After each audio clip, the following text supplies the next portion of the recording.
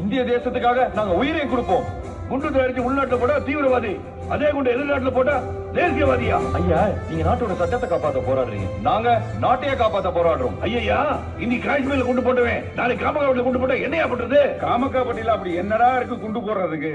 நம்ம ஊரு ஏற்கனவே குண்டு ஓட்டமா இருக்கு. வழிதான் தவறு, ஆனால் நோக்கம் பெருசு. ஒவ்வொரு இந்திய குடிமகன் நாட்டுக்காக போராட வேண்டும். நேதாஜி சுபாஷ் சந்திர போஸை போல, மாவீரன் பகத்சிங்கை போல, கேப்டனை போல.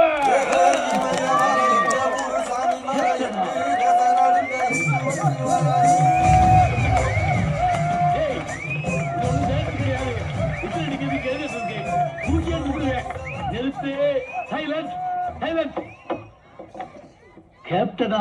ஆமாங்கய்யா, அவர் தாங்க தீவிரவாதியை தோத்தி அடிப்பாரு. உங்க டக்பர் தானே, சொல்லுங்க. உண்மைதாங்கய்யா. தேசத்துக்கு தொண்டு செய்யணும்னா பட்டாளத்துல போய் சேர்க்கப்பா. சரிங்க. பட்டாளத்துல சேர்றதுக்கு நானே சிபாரிசு பண்றேன். நன்றி. ஒரு அக்காவை வேணாம். Case dismiss.